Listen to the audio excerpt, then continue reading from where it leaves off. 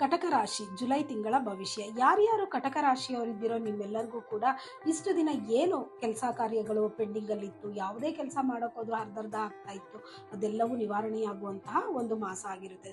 ಹಾಗೆ ಕುಟುಂಬದಲ್ಲಿ ಆತ್ಮವಿಶ್ವಾಸದಿಂದ ಯಾವುದೇ ಒಂದು ಮಾತಾಡಿದ್ರೂ ಅದು ನಡೆಯುವಂಥ ಒಂದು ಮಾಸ ಆಗಿರುತ್ತದೆ. ಹಾಗೆ ಸಂಬಂಧಗಳ ವಿಚಾರ ಬಂದಾಗ ಎಲ್ಲರಿಂದನೂ ಪ್ರಶಂಸೆಯನ್ನು ತಗೊಳ್ಳುವಂಥದ್ದು, ಹೊರಗಡೆ ಇರ್ಬೋದು ಇಲ್ಲ ಮನೆಯಲ್ಲಿರ್ಬೋದು, ಎಲ್ಲೇ ಆದ್ರೂ ಒಂದು ಪ್ರಶಂಸೆ ಸಿಕ್ಕೇ ಸಿಗುತ್ತೆ ಈ ಮಾಸದಲ್ಲಿ. ಹಾಗೆ ಉದ್ಯೋಗಸ್ಥರಿಗೆ ಬಡ್ತಿ ಸಿಗುವಂಥ ಒಂದು ಮಾಸ ಆಗಿರುತ್ತದೆ. ಪೆಂಡಿಂಗ್ ಇರುವಂಥದ್ದು ಪ್ರಮೋಷನ್ಗಳಿರ್ಬೋದು, ಇನ್ನೊಂದು ಮತ್ತೊಂದು ಅದೆಲ್ಲವೂ ಕೂಡ ನಿವಾರಣೆ ಆಗುತ್ತೆ. ಹಣಕಾಸಿನ ವಿಚಾರಕ್ಕೆ ಬಂದಾಗ ಈ ತಿಂಗಳು ಹೇರಳವಾಗಿ ಹಣಕಾಸು ಬಂದೇ ಬರುತ್ತೆ ನಿಮಗೆ. ಅದ್ರ ಬಗ್ಗೆ ಯೋಚನೆ ಮಾಡಕ್ಕೆ ಹೋಗಬೇಡಿ.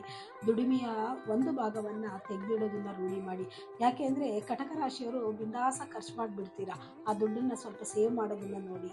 ನಿಮಗೆ ಅಂತ ಸೇವ್ ಮಾಡ್ಕೊಳ್ಳಿ, ಇದರಿಂದ ತುಂಬ ಒಳ್ಳೆಯದಾಗಿ. ಇನ್ನು ವ್ಯಾಪಾರಸ್ಥರ ವಿಚಾರಕ್ಕೆ ಬಂದಾಗ ಈ ಮಾಸದಲ್ಲಿ ನಿಮ್ಮ ಎಲ್ಲ ವ್ಯವಹಾರಗಳು ಸ್ಥಗಿತವಾಗಿತ್ತಲ್ಲ, ಅದೆಲ್ಲವೂ ಚುರುಕುಗತಿಯಲ್ಲಿ ಮುನ್ನಡೆಯುತ್ತೆ. ಆದ್ದರಿಂದ ಕಟಕ ರಾಶಿಯವರು ಪ್ರತಿದಿನ ನೀವು ಏನು ಮಾಡಬೇಕು, ಯಾವ ಭಗವಂತನನ್ನು ಆರಾಧನೆ ಮಾಡಬೇಕು ಅಂದರೆ ಮೃತ್ಯುಂಜಯನನ್ನು ಆರಾಧನೆ ಮಾಡಿ. ಯಾಕೆ ಅಂದರೆ ಆರೋಗ್ಯದಲ್ಲಿ ನಿಮಗೆ ಸ್ವಲ್ಪ ಹೆಚ್ಚು ಕಮ್ಮಿ ಆಗುವಂಥ ಒಂದು ಮಾಸ ಆಗಿರುತ್ತೆ.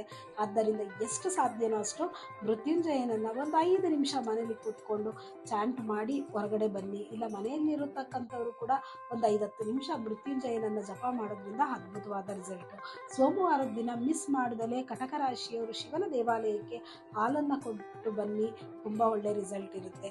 ಹಾಗೆ ಈ ತಿಂಗಳಲ್ಲಿ ನಿಮಗೆ 6, 6, 14, 24, 30 ಈ ತಾರೀಕುಗಳು ತುಂಬ ಒಂದು ಶುಭ ಫಲವನ್ನು ಕೊಡುತ್ತೆ. ಈ ತಾರೀಕಿನಲ್ಲಿ ಯಾವುದೇ ಒಂದು ಕೆಲಸಗಳಿರ್ಬೋದು, ಇಲ್ಲ ಯಾವುದಾದ್ರೂ ವ್ಯವಹಾರಕ್ಕೆ ಹೋಗಬೇಕು ಅಂದಾಗ ಈ ಒಂದು ತಾರೀಕಿನಲ್ಲಿ ಹೋಗಿ ಅದ್ಭುತವಾದ ರಿಸಲ್ಟ್ ಸಿಗುತ್ತೆ. ಧನ್ಯವಾದಗಳು.